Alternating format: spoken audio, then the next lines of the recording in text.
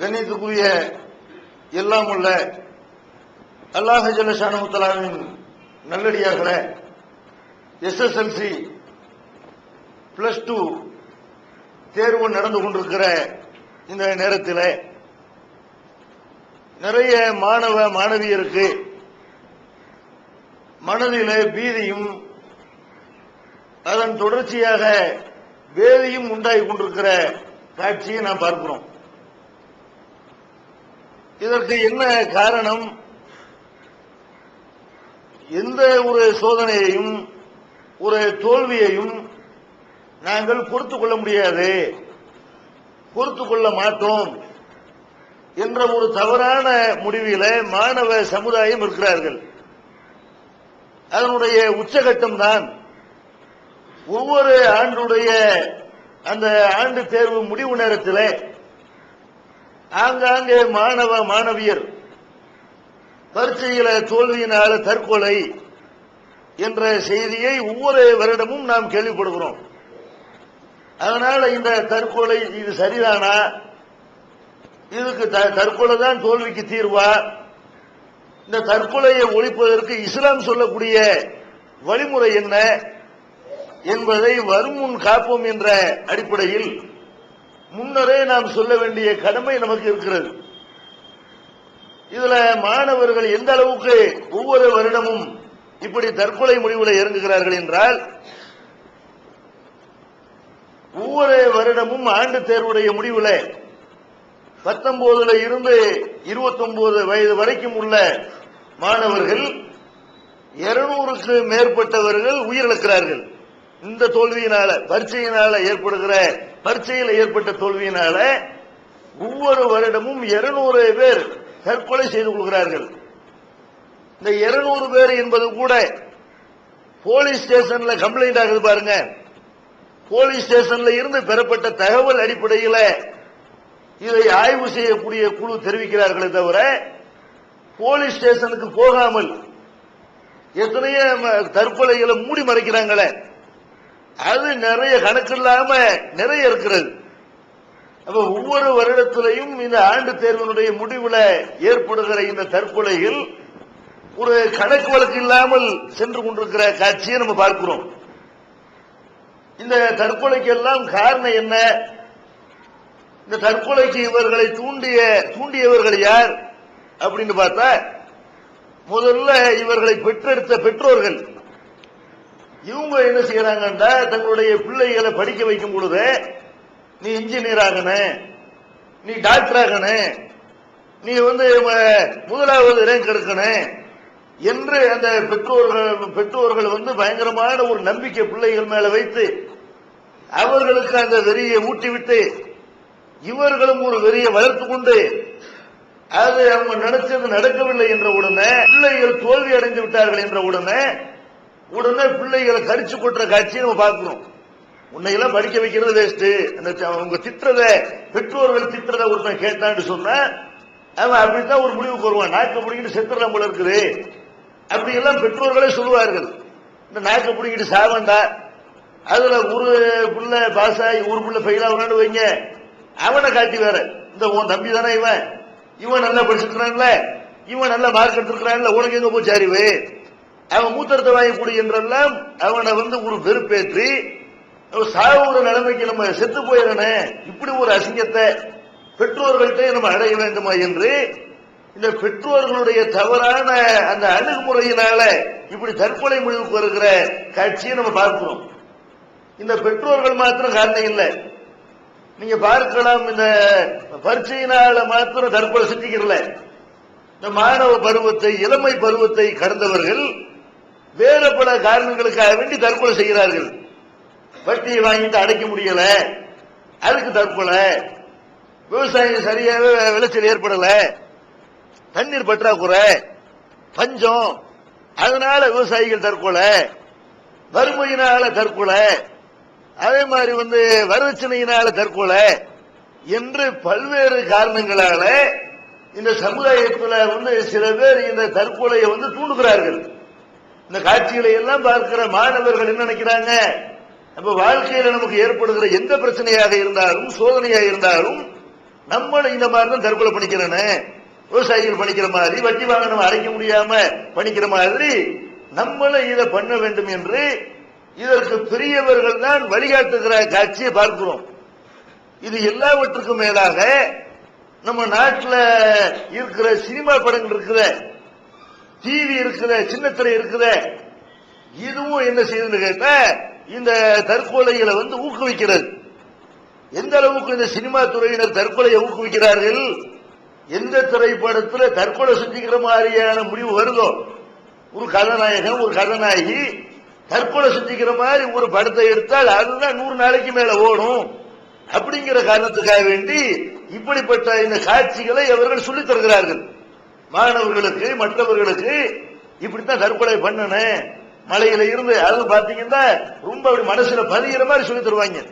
அப்படி 2 பேரும் கையை பிடிச்சுக்கிட்டு 1 2 3 இப்படி எல்லாம் சொல்லிக்கிட்டு இப்படித்தான் குதிக்கணும் என்று இப்படி எல்லாம் சொல்லி தருகிற இந்த காட்சியை பார்க்கும் பொழுது கயரை இப்படித்தான் மாட்டணும், சேரில் இப்படித்தான் கயரை தொங்க விட்டு சேரை தள்ளி விடணும் என்றெல்லாம் தற்கொலை எப்படி செய்வது என்பதை பச்சை பிள்ளைக்கு விளங்குற மாதிரி சொல்லித்தரக்கூடிய நேரத்தில் இதை அவர்கள் ஒரு பாடமா எடுத்துக் கொள்கிறார்கள். மாணவ பருவத்தில் உள்ளவர்கள், இளமை பருவத்தில் உள்ளவர்கள் அவங்க என்ன நினைக்கிறாங்க, சினிமாவில் வர்ற கதாநாயகனா இவன் தனியாக நினைச்சுக்கிறான்.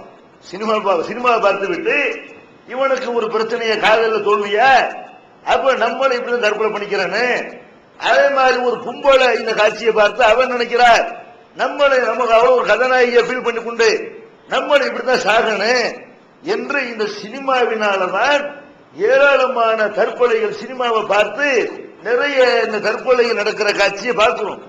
சிகரெட்டு காட்சி வரும்பொழுது மாத்திரம் என்ன செய்யறான் இன்னைக்கு சினிமாவுல, சிகரெட்டு காட்சியும் ஒளிபரப்ப கூடாது, தண்ணி அடிக்கிற மாதிரி ஒளிபரப்ப கூடாது. அதையெல்லாம் ஒளிபரப்பும் பொழுது இதெல்லாம் உடல்நலத்துக்கு கேடு அப்படின்னு சிகரெட் அட்டப்படத்தில் போட்டுக்கலாம் பாருங்க. புகைப்பிடித்தல் உடல்நலத்துக்கு கேடுன்னு போட்டுக்கிறான. அந்த மாதிரி இப்ப டிவியில அந்த காட்சிகள் வரும்பொழுது இப்படி போடுறான். இதே மாதிரி இந்த காட்சியை ஒளிபரப்பு பண்ணக்கூடாது. இப்படி போடுறதுனால மாத்திரம் ஒரு திருந்த மாட்டான். இவன் இப்படி சொல்லி தர்றான், ரவுடித்தனம் பண்றது எப்படி, தற்கொலை பண்றது எப்படி, தண்ணி அடிக்கிறது எப்படி என்று சொல்லி இப்படி சொல்லி தர்றான். அதே மாதிரி இந்த தற்கொலை காட்சிகளை ஒளிபரப்ப கூடாது என்ற ஒரு நிலைமை ஏற்படுமையானால் இது கொஞ்சம் குறையலாம். தற்கொலை காட்சிகள் வரும் பொழுது அதை சென்சார் போர்டு கரெக்டா அந்த வேலையை அவர்கள் பார்ப்பார்களே ஆனால், இது இந்த சீனை நாங்க ஒளிபரப்ப மாட்டோம் என்று தடை விதிப்பார்களே ஆனால் இது கொஞ்சம் குறைவதற்கு சான்ஸ் இருக்கிறது. அப்ப சினிமா ஒரு காரணம், தற்கொலைக்கு பெற்றோர்கள் ஒரு காரணம், இந்த சமுதாயத்தில் உள்ள பல பேர் இந்த தற்கொலைக்கு காரணமா இருக்கிறார்கள். இதுக்கு என்ன தீர்வு? ஒருத்தர் தற்கொலை பண்ணி கொடுக்கிறான். இந்த தற்கொலைக்கு தீர்வு என்ன? ஒரு சட்டத்தை போட்டு தற்கொலையை தடுக்க முடியுமா? அந்த சட்டம் நிறைவேறதுக்கு அவன் உயிரோடு இருக்கணுமே. தற்கொலை ஒருத்தன் எவன் தற்கொலை பண்ணிக்கிறான்னு தெரியுமா? அப்ப தற்கொலை பண்ணிட்டா உனக்கு இந்த தண்டனை அப்படின்னு தண்டனை கொடுக்க முடியும். அவனை தண்டனையை கொடுத்துக்கிட்டானே. அப்ப சட்டத்தினால் இதுக்கு ஏதாவது ஒரு பரிகாரம் இருக்குதா, ஒரு வடிகால் இருக்குதா? இல்ல. வேற ஏதாவது மருந்து, இந்த காலரா, பீதி, வேதி, இந்த மாதிரி தொற்று நோய்கள் நிறைய பரவுக. தொற்று நோய்களுக்குன்னா மருந்து கண்டுபிடிச்சிருக்கிறானே. எவனாவது தற்கொலையை தடுக்கிறதுக்கு மருந்து கண்டுபிடிச்சிருக்கிறானா? உலகத்தில் யாருக்கிட்ட இந்த தற்கொலை தடுக்கிறதுக்கான வழி கிடையவே கிடையாது. எந்த மதங்கள்லையும் கிடையாது, எந்த கொள்கைகள்லையும் கிடையாது, எந்த இசைகள்லையும் கிடையாது. முஸ்லிம்கள்ட்ட மாத்திரம்தான் தற்கொலை தடுக்கிறதுக்கான வழி இருக்கிறது. இஸ்லாமிய மார்க்கத்தில் மாத்திரம்தான் தற்கொலை தடுக்கிறதுக்கான வழி இருக்கிறது. அதனாலதான் இன்றைக்கு 67 நாடுகளை ஆய்வு பண்றான். எந்த நாடுகள் இல்ல மத அடிப்படையில் ஒவ்வொரு நாட்டிலையும் ஒரு மத ஆட்சி செய்யுமா இல்லையா? நிறைய அந்த மதத்தை சார்ந்தவர்கள் நிறைய பேர் இருப்பாங்களா இல்லையா? அப்ப எந்த மதத்தை சார்ந்தவர்கள் நிறைய பேர் தற்கொலை செய்கிறார்கள் என்று ஒரு ஆய்வு நடத்தினால் அதுல அரபு நாடுகள்ல தான் தற்கொலை ரொம்ப குறைவா இருக்கிறது. அரபு நாடுனா என்ன? முஸ்லிம்கள் அங்க நிறைய இருக்கிற காரணத்தினால அரபு நாடுகள்ல இந்த தற்கொலைக்கு வேலையே இல்லை, ரொம்ப கம்மியாக. வேற சமுதாயத்தை பார்க்கும் பொழுது விரல் விட்டு என்ற ஒரு அளவுல இருக்கிறது. அப்ப இதுக்கு காரணம் என்னன்னு கேட்டா இஸ்லாமிய மார்க்கம், இஸ்லாமிய மார்க்கத்தினுடைய அந்த கடவுள் கொள்கை, அந்த நம்பிக்கை, இது முஸ்லிம்களை காப்பாற்றுகிறது என்று இன்றைக்கு ஆய்வு பண்ணி சொல்றான். இந்த இஸ்லாமிய மார்க்கத்தினுடைய நம்பிக்கைகளை மாணவ சமுதாயம் ஏற்றுக்கொள்வார்களே ஆனால், உலக மக்கள் எல்லாரும் ஏற்றுக்கொள்வார்களே ஆனால் இந்த தற்கொலைங்கிற பேச்சு இருக்கவே இருக்காது. தற்கொலைங்கிற ஒண்ணு நம்ம பார்க்க முடியாது. திருக்குரான் தமிழாக்கம் பி ஜெயினலாபிதீன் அனைவருக்கும் புரியும் எளிய நடை. தேவைப்படும் வசனங்களுக்கு தெளிவான விளக்கங்கள். கலை சொற்களின் விளக்கங்கள். திருக்குரான் எவ்வாறு அருளப்பட்டது, எவ்வாறு தொகுக்கப்பட்டது என்பது குறித்து முழுமையான விளக்கம். நபிகள் நாயகம் ஸல்லல்லாஹு அலைஹி வஸல்லம் காலம் முதல் இன்று வரை குர்ஆன் பாதுகாக்கப்பட்ட வரலாறு. திருக்குரான் இறைவனின் வார்த்தைகள் என்பதற்கான அடுக்கடுக்கான ஆதாரங்கள். முந்தைய பதிப்புகளை விட மெருகூட்டப்பட்ட செய்திகள், கூடுதலான பக்கங்கள், அழகிய வடிவமைப்பு, உயர்தரமான பைண்டிங். விலை ரூபாய் 300 மட்டுமே. வெளியீடு மூன் பப்ளிகேஷன், நம்பர் 83/3, முதல் மாடி, மூர்தரு, மண்ணடி, சென்னை 1. போன் 65690810.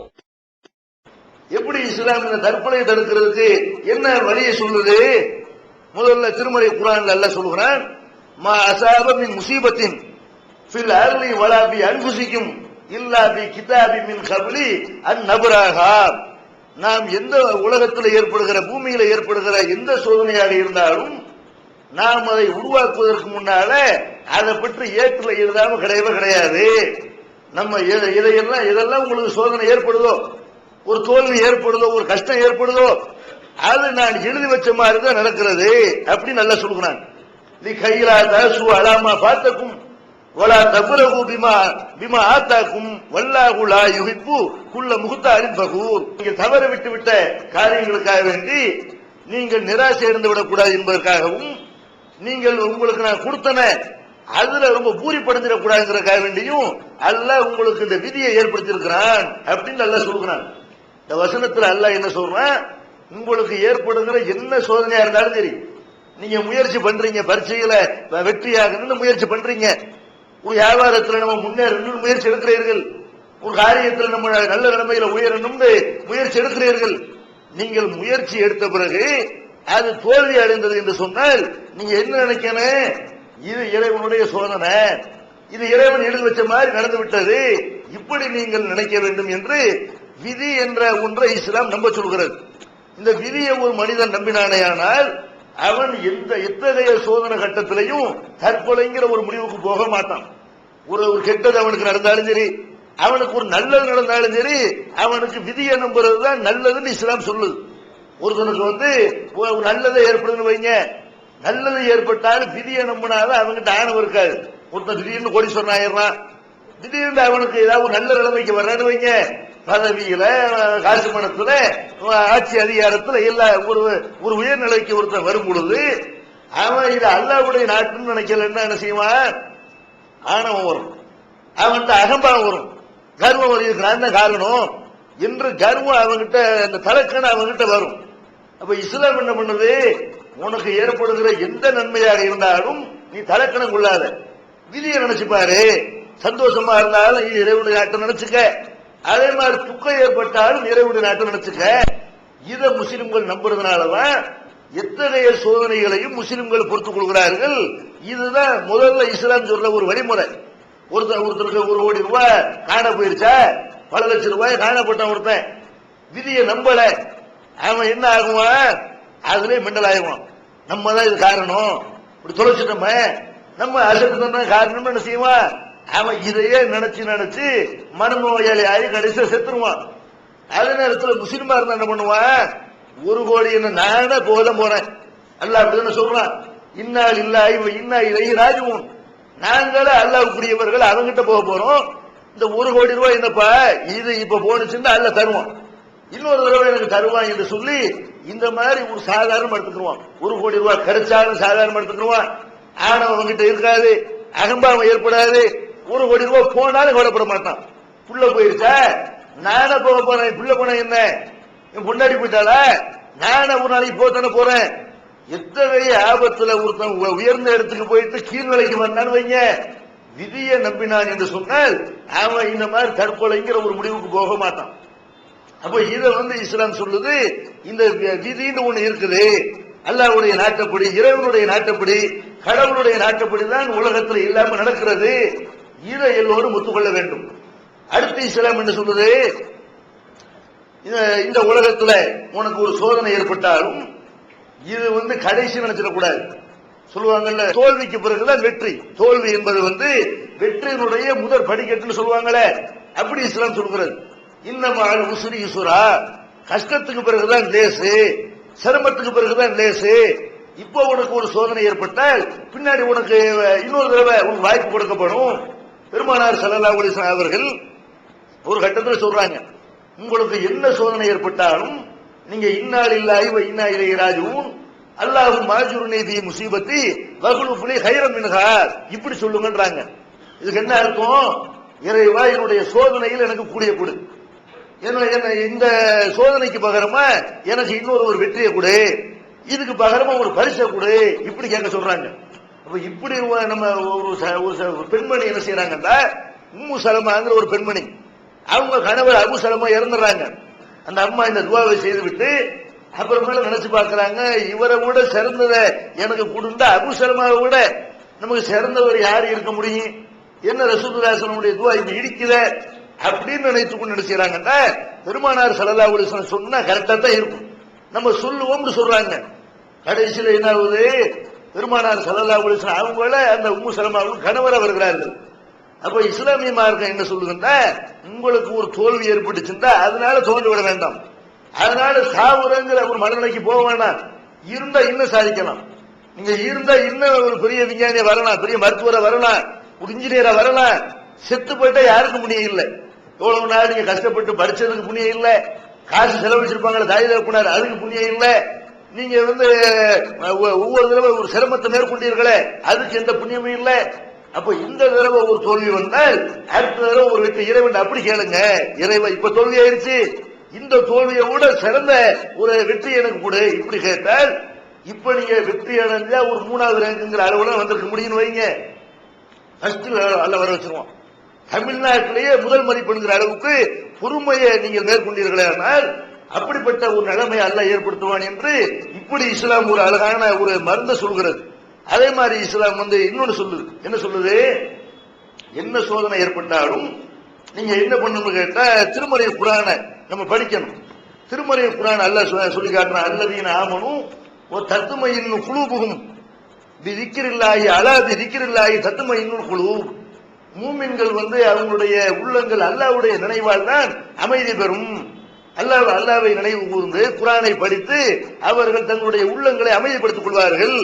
அலா அறிந்து கொள்ளுங்கள், இன்ன திக்ரில்லாஹி தத்மயின்னுல் குலூப், அல்லாஹ்வை நினைவு கொள்வதால் தான் கல்பு உள்ளங்கள் அமைதி பெறும் அப்படின்னு அல்லாஹ் சொல்றான். குர்ஆனை நீங்க இந்த மாதிரி சோதனை ஏற்படுற நேரத்தில், ஒரு தோல்வி ஏற்படுற நேரத்தில், எவ்வளவு பெரிய ஒரு பிரச்சனையா இருந்தாலும் சரி, வியாபாரத்துல நஷ்டமா, புள்ள போயிருச்சா, புண்டாட்டி போயிட்டாளா, எப்படிப்பட்ட ஒரு கஷ்டமா இருந்தாலும் நீங்க குர்ஆனை புரட்டி பார்க்க ஆரம்பிச்சீங்கன்னு வைங்க, அப்படியே ஒரு அமைதி கிடைக்கும். இந்த ஏராளமான இறை தூதர்களுடைய வரலாறுகளை அவங்களுக்கெல்லாம் அல்லாஹ் வழங்கிய ஏராளமான சோதனைகள் அல்லாஹ் பட்டியல் போடுறான். நீங்க புள்ள போயிடுச்சுன்னு கவலைப்படுறீங்களா? நூஹ் நபியினுடைய வரலாறு பாருங்க. நூஹ் நபியினுடைய வரலாறு உங்க மனசுக்கு ஆறுதலா இருக்காதா? நூஹ் நபியினுடைய மகனை அவர் கண் முன்னால அழிகிறான். அவங்க மார்க்கத்தை ஏற்றுக்கொள்ளாதனால நூஹ் நபி கண் முன்னால அல்லாஹ்வினால் அழிக்கப்படுறானா இல்லையா? நரகத்துக்கு தான் போறான் என்று அல்லாஹ்வுக்கு கண் கூட தெரிஞ்சா இல்லையா? அப்ப இந்த வரலாறு நம்ம பார்க்கும் பொழுது நூஹ் நபி மகன் அவங்க கண் முன்னாடியே பறிக்கப்பட்டிருக்கிறானே, அல்லாஹ்வால் அழிக்கப்பட்டிருக்கிறானே. நமக்கு இந்த மாதிரி சோதனையில பெருசு இல்ல. அதே மாதிரி யாக்கூப் நபி அவங்க சின்ன பிள்ளையிலே யூசுப் நபி தன்னுடைய மகனை சிறு வயதிலே அவங்க இறக்கலையா, பல வருஷ காலம் பிரிஞ்சு இருக்கலையா? இந்த மாதிரியான வரலாறுகளை குர்ஆனுடைய வரலாறுகளை பாத்தீங்கன்னா, இப்ராஹிம் நபிக்கு அல்லாத வயசு வரைக்கும் அல்லாஹ் குழந்தைய தரல. அதே மாதிரி அய்யூப் நபி அவங்க கடுமையான நோய் வாய்ப்பட்டு இருந்தாங்க, அவங்களுடைய மனைவி மக்கள் எல்லாம் பிரிஞ்சு போகிற அளவுக்கு அப்படியெல்லாம் அல்லாஹ் அவங்கள சோதிச்சான். யார் அல்லாஹ் சோதிக்கல? இறை தூதர்களையே அல்லாஹ் சோதிச்சான்னு சொன்னா சோதனை நமக்கு வராதா? நம்ம இறைவன் சோதனை வரும்பொழுதுதான் இறைவன் நினைச்சு பார்ப்போம். வயிற்று வலி வரும்பொழுதுதான் இறைவன் ஒருத்தன் இருக்கிறான், கடவுள் அவனை நம்ம மறந்துடக்கூடாது அப்படின்னு அப்பதான் நினைப்போம். அதுக்காக வேண்டி அல்லாஹ் என்ன செய்வான்னு கேட்டா, நீ வெற்றி அடைஞ்சுக்கிட்ட போற நினைக்கிறீங்க, ஒரு தோல்வியை தரணும் இப்ப நினைச்சுப்பாரு. இப்ப நீ என்னை நினைவு கூர்ந்தாயின்னு சொன்னா உன்னையே நான் ஒரு உயர் நிலைமைக்கு கொண்டு வரேன், இப்படி அல்லாஹ் சொல்றான். அப்ப நபிகள் நாயகம் ஸல்லல்லாஹு அலைஹி வஸல்லம் போதனைகளை, அவங்களுடைய வாழ்க்கை வரலாறுகளை குர்ஆனை நம்ம படிச்சோம்னு சொன்னா எந்த ஒரு கட்டத்திலையுமே ஒரு மன அமைதி கிடைக்கும். உலகத்துல வேற எதை படிச்சாலும் என்ன உபதேசங்களை கேட்டாலும் ஒரு மன அமைதி கிடைக்கவே கிடைக்காது. அப்படி இறை தூதர்களை அல்லாஹ் சொன்னா, பெருமானார் ஸல்லல்லாஹு அலைஹி வஸல்லம் அவங்கள வறுமையில் அல்லாஹ் மாற்றலையா?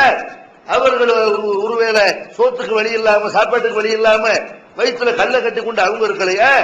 பெருமானார் ஸல்லல்லாஹு அலைஹி வஸல்லம் அவங்க பல போர்க்களங்கள்ல தோல்வியை சந்திக்கலையா?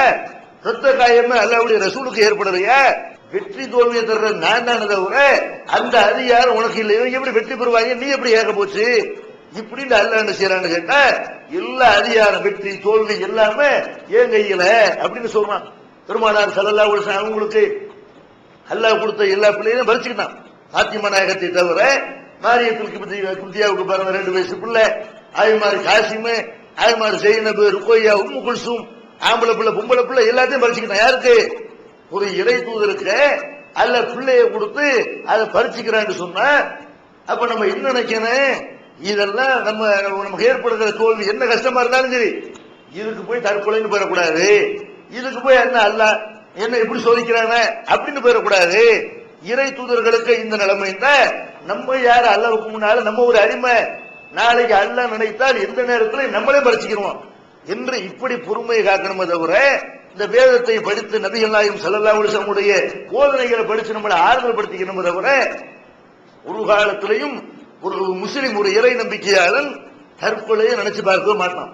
அதே மாதிரி இஸ்லாம் என்ன பண்ணுன்னு கேட்டா, இந்த உலகத்துல உங்களுக்கு என்ன தோல்வி வந்தாலும் சரி, நீங்க எல்லாரும் பாக்குற மாதிரி அசிங்கப்படுறீங்களா, ஒரு தோல்வியை ஒரு பரீட்சையில ஒருத்தன் தோல்வி அடைகிறானா, ஒருத்தன் வாழ்க்கையில தோல்வி அடைகிறானா, அவன் அதுக்காக வேண்டி கவலைப்பட வேண்டிய அவசியமே இல்லை.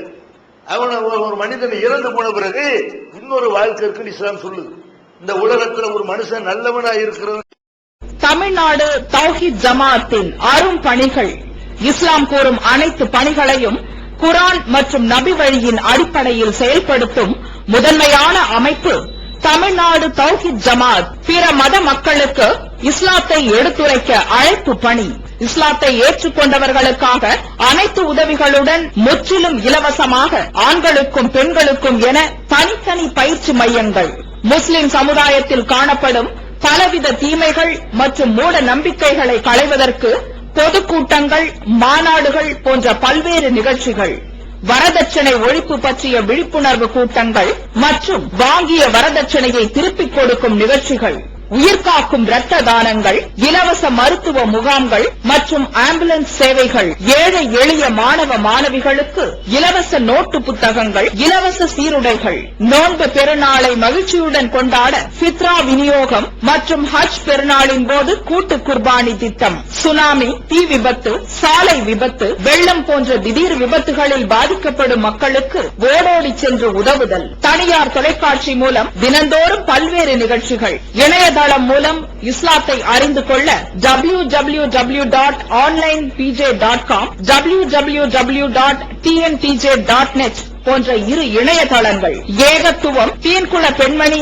ஆகிய மார்க்க மாத இதழ்கள், முஸ்லிம் சமுதாயத்தை தட்டி எழுப்பும் உணர்வு வார இதழ், தொலைபேசி மற்றும் கடிதங்கள் மூலம் விளக்கம் பெற தனி ஏற்பாடு, குடும்ப பிரச்சனைகளுக்கு தீர்வு காண ஷரியத் தீர்ப்பாயங்கள், இலவச திருமண தகவல் திட்டம், முதியோர் ஆதரவு இல்லம், சிறார்களுக்கான அனாதை இல்லம், சத்தியத்தை நிலைநாட்டிட பல்வேறு விவாதங்கள், அடக்குமுறைக்கு எதிரான போராட்டங்கள், முஸ்லிம் சமுதாய இடஒதுக்கீட்டை பெற்றுத்தந்த உரிமை போராட்டங்கள், வறுமை மற்றும் கடன்களில் சிக்கி தவிக்கும் மக்களை மீட்டெடுக்க ஜகாத் நிதியை திரட்டி உரியவர்களுக்கு உதவுதல், வட்டியில்லா கடனுதவி திட்டங்கள், இது போன்ற இன்னும் ஏராளமான பணிகளை செய்து வரும் தமிழ்நாடு தௌஹீத் ஜமாஅத் எந்த வெளிநாட்டு அரசிடமிருந்தோ அல்லது எந்த வெளிநாட்டு நிறுவனங்களிடமிருந்தோ உதவிகளை பெறுவதில்லை என்பதை கொள்கையாக கொண்டுள்ளது. எனவே மறுமையில் மகத்தான கூலியை பெற்றுத்தரும் இந்த அரிய பணிக்கு உங்களது ஜகாத் மற்றும் நன்கொடைகளை வாரி வழங்குவீர்.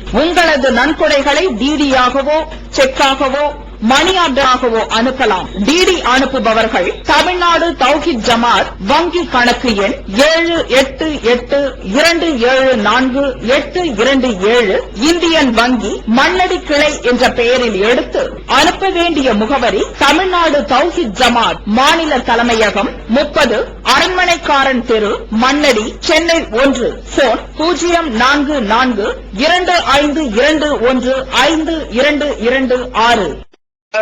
அவனுக்கு நன்மை கிடைச்சு போயிருந்தா, நல்லவனா இருக்கிறவன் கஷ்டப்படத்தான் செய்யறான், நல்லவனா இருக்கிறவன் துன்பப்படத்தான் செய்யறான். அவனுக்கு நல்லவனை வாழ்றதுனால அவனுக்கு உலகத்தில் நல்லதுதான் நடக்குன்னு அப்படி சொல்ல முடியாது. கெட்டவனா இருக்கிறான், அவன் உலகத்தில் நல்லா இருக்கிறான். அவன் நல்ல சுபிச்சமா இருக்கிறான், ஆடம்பரமா வாழ்றான்.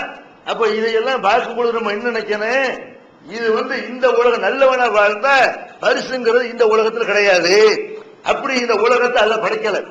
கெட்டவனா வாழ்ந்தா உனக்கு கெட்டவன் நடக்கும். அப்படி ஒரு செட்டப்ப அல்ல இந்த உலகத்தை படைக்கல. அல்ல என்ன செய்யறாங்க, நீ கெட்டது பண்றியா, கெட்டது பண்ணிக்கிட்டே இரு. லஞ்சம் வாங்குறியா வாங்கிக்க, வட்டி வாங்குறியா வாங்கிக்க. இங்க உனக்கு பனிஷ்மெண்ட்ங்கிறது இங்க முழுசா கிடையாது. நீ இறந்து போன பிறகு என்கிட்ட தான் வருவ. உன்னை படைச்ச நான் உன்னை இன்னொரு தடவை படைப்பேன். அப்படி படைக்கும் பொழுது நீ நீ செய்த ஒவ்வொரு தவறுக்கும் என்கிட்ட தண்டனை இருக்கிறது. கெட்டவர்களுக்கு நரகம் இருக்குது, நல்லவர்களுக்கு சொர்க்கம் இருக்கிறது. இப்படி இஸ்லாம் சொல்லுது. அப்ப இந்த நம்பிக்கை உள்ள யாராவது இந்த தற்கொலைங்கிற மாதிரியான விஷயத்தை நினைச்சு பார்ப்பார்களா? முஸ்லிம்கள் தற்கொலை ரொம்ப குறைவு என்றாலும் கூட சில பகுதிகளில், தமிழகத்தில் சில பகுதிகளில் இந்த தற்கொலை அங்க ஒண்ணு இங்க ஒண்ணுமா நடந்து கொண்டுதான் இருக்கிறது. ஒரு சொர்க்க நரகத்தை நம்பிய ஒரு முஸ்லிம் இதை இந்த தற்கொலை நினைச்சு பார்க்கவே கூடாது. பெருமானார் ஸல்லல்லாஹு அலைஹி வஸல்லம் சொல்றாங்க, மாலி அப்துல் மூமின் ஜஸாவும் இதா கபத்து சபியஹும் மின் அகலி துன்யா சும்ம தஸபஹு இல்லல் ஜன்னா. ஒரு அடியானுக்கு விருப்பமான ஒருவரை நான் கைப்பற்றிக் கொண்டேனேயானால், ஒரு ஆளுக்கு விருப்பமா பிள்ளை இருக்கு, ஒரு ஆளுக்கு பொண்டாட்டி இருப்பான், பொண்டாட்டி இருக்கு, ஒரு ஆளுக்கு தகப்பன் விருப்பமா இருக்கு, ஒரு ஆளுக்கு தாய் விருப்பமா இருக்கு, ஒரு ஆளுக்கு நண்பன் விருப்பமா இருப்பான். அப்ப விருப்பமான ஒருத்தர் அல்ல கைப்பற்றிக் கொள்ளும் பொழுது அதுக்காக வேண்டி அவன் பொறுமையை மேற்கொண்டால், இதுக்கு நம்ம கூலி இருக்குது என்று பொறுமையை மேற்கொண்டால் அதுக்கு சொர்க்கத்தை தவிர வேற ஒரு கூலி நான் வரமாட்டேன். இப்படி அல்லாஹ் சொல்றாங்க. நபிகள் நாயகம் ஸல்லல்லாஹு அலைஹி வஸல்லம் அப்படி சொல்றாங்க. அப்ப சோதனை தோல்வி ஏற்படுற நேரத்தில் என்ன நினைக்கணும், ஒரு முஸ்லிம் என்ன நினைக்கணும், நமக்கு இந்த உலகத்தில் ஒரு தோல்வி ஏற்பட்டாலும் மறுமையில இதுக்காக வேண்டி நமக்கு ஏற்பட்ட ஒரு கஷ்டத்துக்காக, ஒரு மன அழுத்தத்துக்காக, ஒரு மன வேதனைக்காக மறுமையில நமக்கு கூலி இருக்கிறது. இப்படி நம்பணும். அதே மாதிரி இந்த வழிமுறைகளை ஒரு விதியை நம்பாம மறுமையில நமக்கு கிடைக்கின்ற அப்படி நம்பாம, அல்லது அல்ல இந்த தடவை தோல்வி ஏற்படுத்தினா அடுத்து நமக்கு வெற்றி கிடைக்கின்ற அப்படி நம்ம நம்பாம இந்த தற்கொலை தான் தீர்வுண்டு போனோம்னு வைங்க, இதுக்கு நம்ம அந்த மறுமை நம்புறோமே, அதுல நரகம் தான். நரகம் தான் கொஞ்ச நாள் இருந்துட்டு வெளியே வர்ற மாதிரி நரகம் இல்ல. சில பேர் அல்ல கொஞ்ச நாள் நரகத்துல போடுவான், அப்புறமேல சொர்க்கத்துக்கு அனுப்பிடுவான். ஆனால் சிலரை பெர்மனண்டாக அல்ல நரகத்துல வச்சிருப்பான். அதுல இந்த தற்கொலை செஞ்சுக்கிற ஆள்கள் அந்த பெர்மனன்ட் நரகத்துல வந்துடுவார்கள். பெருமானார் ஸல்லல்லாஹு அலைஹி வஸல்லம் சொல்றாங்க, எவன் மலையிலிருந்து குதிச்சு தற்கொலை செஞ்சுக்கிறானோ அல்லாஹ் என்ன செய்வான்னா மறுமை நாளையில அந்த நரகத்திலேயே ஒரு மலையை ஏற்படுத்தி அது மேல அவனை நிக்க வச்சு அவன் குதிச்சுக்கிட்டே இருப்பான். குதிப்பான், திரும்ப மலை மேல ஏத்தப்படுவான், அப்புறம் குதிப்பான். இப்படியே தற்கொலை செஞ்சுக்கிட்டவனுக்கு நிரந்தரமா அந்த வேதனை அவன் அடைஞ்சுக்கிட்டே இருப்பான். அதே மாதிரி ஒருத்தன் விஷத்தை குடிச்சு தற்கொலை பண்ணிக்கிறானா அவனுக்கு அல்ல விஷத்தை கொடுத்துக்கிட்டே இருப்பான். குடிப்பான் சாவான், குடிப்பான் சாவான், திரும்ப எந்திரிப்பான். இப்படியே அவனுக்கு நிரந்தரமா நரகத்துல இருப்பான். அதே மாதிரி கூர்மையான ஆயுதத்தால கத்தி அருவாந்து அப்படி தன்னை குத்தி செத்துக்கிறானா அவனுக்கு நரகத்துல அதே மாதிரி ஆயுதம் கொடுக்கப்பட்டு அதை வச்சு அவன் குத்திக்கிட்டே இருப்பான். இன்று நபிகள் நாயகம் ஸல்லல்லாஹு அலைஹி வஸல்லம் அவர்கள் இந்த தற்கொலைக்கு தீர்வு நரகம் தான். தற்கொலையினுடைய முடிவு என்ன? இந்த உலகத்துல ஒரு ரிலாக்ஸ் ஆகிற மாதிரி உங்களுக்கு தெரியலாம். இந்த உலகத்துல நம்ம பிரச்சனைக்கு இதான் தீர்வு, செத்துட்டா உண்மையில கவலைப்பட வேண்டிய தேவையில்லை, 4 பேருக்கு திட்டு வாங்க வேண்டிய தேவையில்லை அப்படின்னு நீங்க நினைக்கலாம். ஆனால் மறுமையில பயங்கரமான நஷ்டத்தை அடைவீர்கள். இந்த உலகத்தில் ஏற்படுற எந்த சோதனை கஷ்டமும் இது பெருசே கிடையாது. அல்லாஹ் ஏற்படுத்துகிற நரகத்தை தாங்க முடியுமா? நம்ம மூட்டக்கூடிய நெருப்பை விட 70 மடங்கு அதிகமான வெப்பத்தன்மை கொண்டது ரசூலுல்லாஹ் சொல்றாங்களே. அப்படிப்பட்ட நரக நெருப்புல ஒரு நிமிஷம் இருக்க முடியுமா? காலம் முழுக்க அதுல இருக்க வேண்டும். இதுல அல்லாஹ் பாகுபாடுலாம் பார்க்க மாட்டான். இந்த தவறு செய்யறாங்க பாருங்க, தற்கொலைங்கிற ஒரு முடிவுக்கு வர்றவன் அவன் அல்லாஹ்வுடைய பாதையில போர் செஞ்சிருந்தாலும் சரி, உயிரை கொடுக்கறதுக்காக வேண்டி போய் போர்க்களத்தில் நின்றாலும் சரி, அவனுக்கு மன்னிப்பு கிடையாது.